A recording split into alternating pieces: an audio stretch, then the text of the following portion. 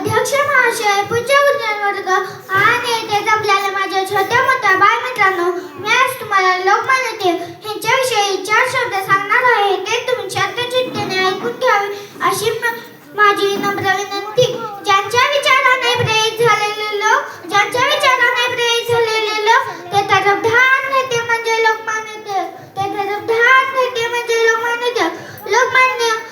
लोकमान्य टिळकांचे पूर्ण नाव बाळ गंगाधर टिळक. त्यांचा जन्म 23 जुलै 1856 रत्नागिरी येथे झाला.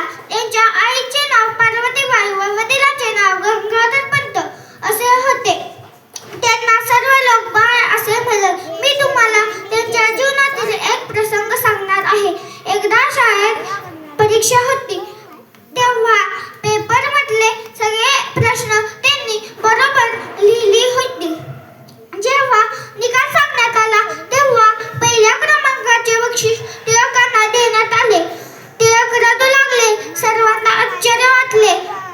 शिक्षकाने टिळकांना विचारले की तू का रडत आहेस?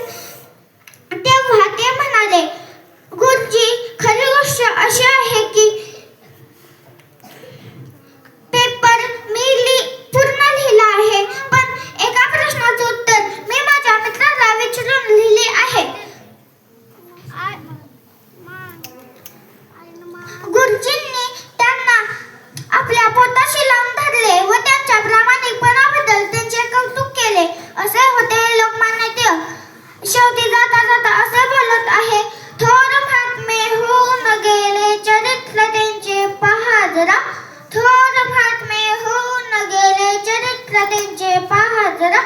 आपण त्यांच्या समान व्हावे हाच सापडे बोध खरा. जय हिंद, जय महाराष्ट्र.